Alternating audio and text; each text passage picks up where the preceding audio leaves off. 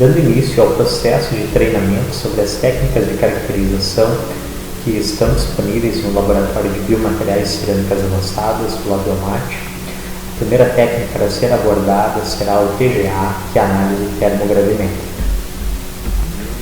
Então, termogravimetria é um processo contínuo que envolve a medida da variação de massa de uma amostra em função da temperatura ou também em função do tempo a uma temperatura constante quando trabalhamos no modo isotérmico. Basicamente, quando trabalhamos com um processo onde ocorre a variação de temperatura, essa amostra ela pode ser resfriada ou aquecida. Então, em relação a algumas características do ensaio de análise termogravimétrica, a amostra ela pode ser aquecida ou resfriada a uma velocidade selecionada de acordo com o processo, ou pode ser mantida a uma temperatura fixa quando trabalhamos com o processo isotérmico. O resultado da análise, em geral, ele é mostrado sob a forma de um gráfico, cuja abscissa, ou eixo X, contém os registros de temperatura ou do tempo, e ao ordenado, o eixo vertical, percentual em massa perdida ou ganho. A velocidade de aquecimento pode variar em uma faixa de 5 a 10 graus Celsius em média. Aqui temos uma curva de decomposição térmica de um material que ocorre em um único estágio. Podemos verificar aqui esse patamar inicial, onde encontra-se o TI. O TE é a menor temperatura em que se pode ser detectado o início da variação de massa. Basicamente, iniciamos com uma amostra com uma massa constante, onde não ocorre nenhuma perda, nenhuma variação de massa, e a partir de TI ocorre um decréscimo da massa. E aqui nós temos um segundo patamar, um segundo ponto, identificado como TF, que é a menor temperatura que indica que o processo responsável pela variação de massa foi concluído. Podemos verificar que aqui há um segundo patamar, onde a quantidade de massa é mantida praticamente constante, indicando que já ocorreu a variação de massa, o processo foi concluído. Então, com relação à DTG, que a DTG nada mais é do que um indicativo, uma curva que indica a velocidade de variação de massa em função da temperatura ou a variação de massa em função do tempo. Basicamente, a DTG nos permite visualizar melhor as regiões onde há sobreposições de picos. E esses picos podem ser decorrentes do tipo de amostra ou mesmo das condições de análise. Nós temos aqui então um exemplo de gráfico de TGA com a sua derivada DTG, onde a linha vermelha ela ilustra a decomposição térmica da amostra e basicamente ela ocorre em 3 etapas ou 3 estágios. Temos essa primeira etapa aqui, segunda etapa aqui e a terceira aqui próximo da região de 900 graus Celsius. A linha azul ela mostra a derivada, onde esses picos apontados para baixo indicam as temperaturas em que a velocidade de decomposição é máxima, também é denominada taxa máxima de conversão, ou seja, esses picos indicam a velocidade máxima de decomposição do material quando submetido a essa variação de temperatura. Aqui temos a representação de um equipamento utilizado, então, um TGA. Então, ele é constituído por uma microbalança, um forno, um conjunto de termopares, um sistema de fluxo de gás, que é o gás de purga utilizado para eliminação, para saída dos produtos voláteis oriundos da amostra que está sendo analisada. Então, basicamente, temos um conjunto dos itens que compõem o equipamento, a localização da microbalança, a localização do controle termostático, entrada desse gás de purga, que geralmente pode ser utilizado um gás inerte, como o argônio, ar sintético, também pode-se trabalhar sob vácuo. E aqui, a indicação da localização do conjunto de termopares, cadinho, forno e a saída de gás, saída de gás de purga, qual estará carregando os produtos voláteis da amostra que está sendo analisada. Então, aqui basicamente é apresentado quanto aos fornos, né, uma ampla variedade de fornos é disponibilizada pelos fabricantes e cada forno opera em uma faixa específica de temperatura, a qual pode variar desde menos 70 até 2.800 graus Celsius. E aqui nessa tabela é apresentado no material limite de temperatura dos materiais à resistência dos fornos, né, e a temperatura máxima aproximada em graus Celsius. Né, nós temos materiais aqui como a platina, o ródio, o molibdênio, tungstênio e a temperatura máxima ao qual, né, pode ser submetido em 2.800 graus Celsius. Há uma gama de materiais, né, e aqui são apresentados alguns exemplos. Com relação então à concepção do equipamento, né, basicamente a construção do equipamento pode ter o forno posicionado de 3 formas em relação à balança. Temos aqui essa imagem ilustrativa, né, que mostra que o posicionamento do forno em relação à balança ele pode acontecer conforme essa primeira situação, forno localizado abaixo da balança, ou nessa segunda situação, onde o forno é posicionado acima da balança, ou nessa terceira situação, onde o forno está apresentado de forma paralela com relação à balança. Então, basicamente, na prática, pode-se encontrar equipamentos com esses 3 tipos de disposições entre forno e balança. Com relação ao programador de temperatura, a taxa de aquecimento do forno está geralmente na faixa de 1 a 50 graus Celsius por minuto.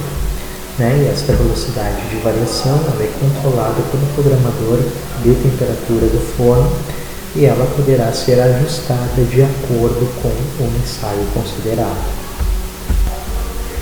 Sensor de temperatura. Então, a variação de massa ela deve ser então registrada continuamente como uma função da temperatura.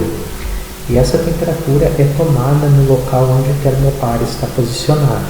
Qual o local que o termopar pode estar posicionado? Basicamente, ele pode estar no forno, próximo da amostra e na amostra, como está apresentado aqui nos 3 exemplos, né, aqui juntamente com a amostra, que no forno, né, próximo ou próximo da amostra, como apresentado nessa terceira situação. Essas são as 3 exemplificações de como o termopar pode estar submetido. Então, com relação à balança, né, é o equipamento então, que possibilita realizar essas medidas contínuas da massa, da amostra, enquanto a temperatura ou o tempo variam. Né? Então, basicamente, o equipamento de TGA ele pode ser referido como uma termobalança, né, que é usado para definir um sistema que possibilita medir a massa de uma amostra em uma faixa de temperatura. Então aqui temos uma exemplificação, né, genérica de uma termobalança, né, então um sistema capaz de medir a variação de massa quando determinada amostra é submetida a uma variação de temperatura.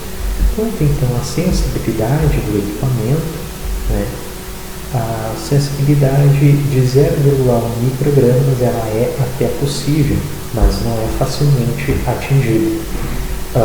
Mas em termos práticos, podemos atingir mais facilmente a sensibilidade de 1 micrograma, que já é bastante significativo. Os cadinhos são os porta-amostras utilizados para colocar as amostras que serão analisadas.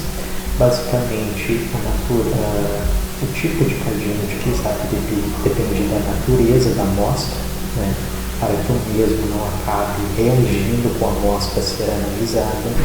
Também varia conforme a quantidade de amostra que está sendo utilizada, né, quantidades maiores requer um cadinho maior, enfim. e reatividade da amostra e a temperatura máxima de exposição, ou seja, esse cadinho ele deve resistir à temperatura a qual essa amostra será submetida. Para confeccionar o cadinho, o mesmo ele pode ser confeccionado a partir de platina, alumínio, quartzo ou vidro.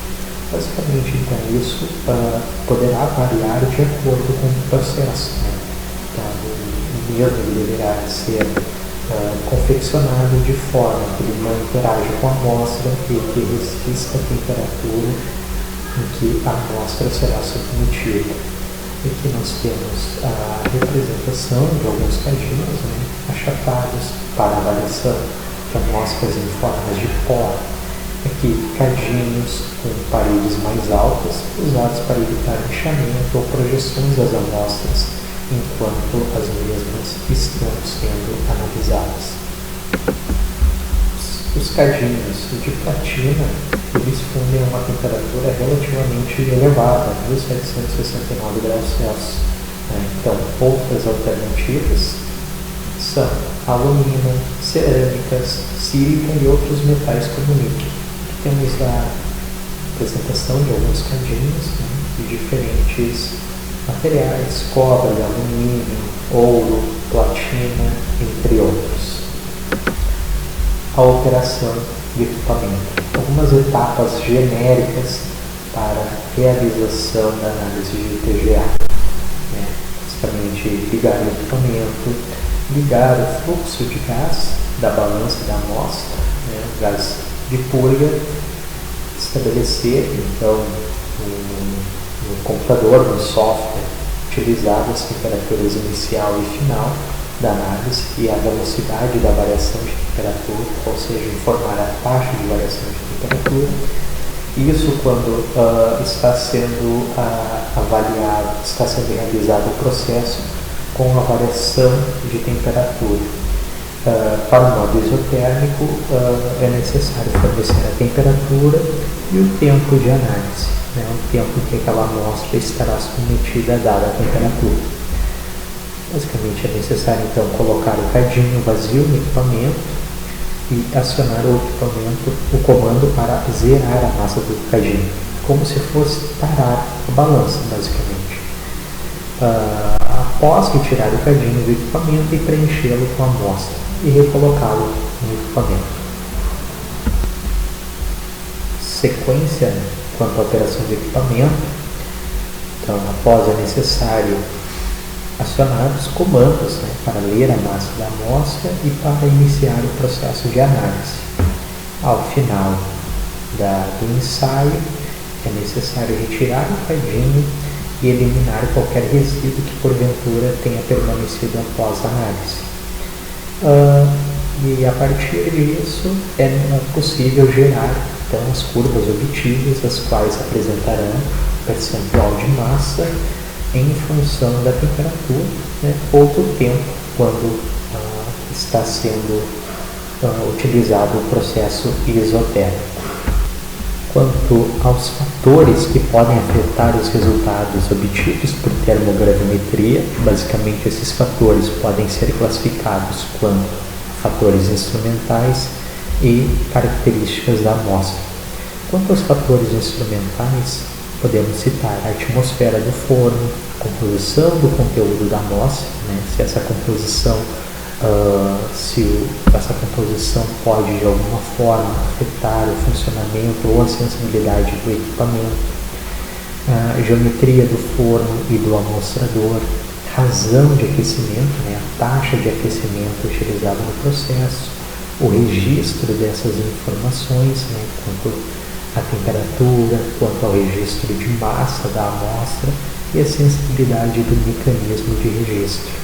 Então, esses são os fatores vinculados ao equipamento. Com relação aos fatores relacionados com as características da amostra, nós temos o calor de reação, condutividade térmica da amostra, o empacotamento, a sua natureza, quantidade utilizada para o ensaio, solubilidade de gás que pode ser desprendido da amostra durante a análise, tamanho da partícula, tamanho de partícula dessa amostra, tudo isso pode, de alguma forma, influenciar, né, os resultados do ensaio. Aqui apresentado um gráfico que demonstra a variação de massa em função da temperatura, né? Aqui resultados que demonstram a influência na forma da amostra, né? Estamos a amostra em forma de grânulo, em forma de pó, em forma de floco. Podemos verificar uma diferença na temperatura em que o material começa a sofrer decomposição, né? Isso está relacionado ao grau de aglomeração das partículas que compõem a amostra, né? Podemos verificar que no grano, né, a variação de massa começa a ocorrer em uma temperatura mais elevada. O floco, em uma temperatura não tão elevada. E o do pó, a perda de massa começa a ocorrer em uma temperatura menor, que é de flocos, né? Ou seja, está relacionado ao grau de aglomeração das partículas que compõem essa amostra. Isso aqui, então, são uma curva de amostras de PMMA sob formas físicas diferentes. Um comportamento semelhante é verificado quando estamos avaliando a mesma amostra, né, em formas de filme, de pó compactado e de pó fino. Podemos verificar que em pó fino, onde temos, né, as partículas mais desaglomeradas, podemos verificar que a taxa de perda de massa ocorre em uma temperatura menor. Com o pó já compactado, nós temos um aumento da temperatura, onde essa amostra começa a perder a massa. Em forma de filme, onde essas partículas estão mais aglomeradas, ocorre uma temperatura mais elevada do que de pó compactado. Aqui está apresentado o efeito da velocidade de aquecimento nos resultados obtidos. Basicamente, quanto maior for a velocidade de aquecimento, a curva de degradação do material se deslocará para temperaturas mais elevadas. Esse comportamento é verificado aqui nessa situação, onde nós temos a curva A, B e C, sendo que a taxa de aquecimento em A é de 10 graus Celsius por minuto, em B 20 e em C 50. Podemos verificar que quanto maior essa taxa, maior é o deslocamento à direita, que, né, maior será a temperatura. Isso está relacionado, né, com a taxa de aquecimento elevada, onde esse material ele tem um tempo relacionado à perda de massa nesse intervalo de temperatura. Comportamento similar é verificado no efeito do tipo e condições do gás de arraste utilizado para eliminação das partículas do material que se desprende da amostra. Em presença de gás nitrogênio, né, que é um gás inerte, a amostra é termicamente mais estável que em presença de ar. Nós podemos verificar que em presença de ar ela começa a perda de massa ocorre em menor temperatura, quando essa amostra está termicamente mais estável, né? Essa perda de massa começa a ocorrer em uma maior temperatura, né? Considerando o mesmo material e as condições de análise constante. Quanto às aplicações, a termogravimetria são as mais diversas. Elas podem ser resumidas em decomposição térmica de substâncias inorgânicas, orgânicas, podendo ser de baixa massa molar, né, de polímeros, determinação da temperatura e de decomposição de determinado material, pirólise de diversas substâncias, determinação de umidade, teor de voláteis e de cinzas.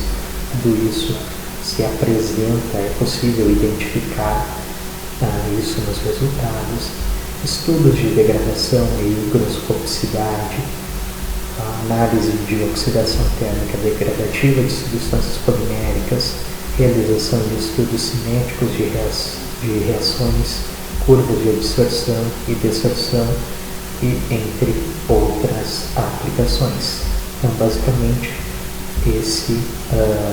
essa foi a apresentação para a apresentação da análise de TGA, né, de uma forma que possa ficar mais claro algumas informações relacionadas à análise, informações mais gerais, mais genéricas em relação a essa análise.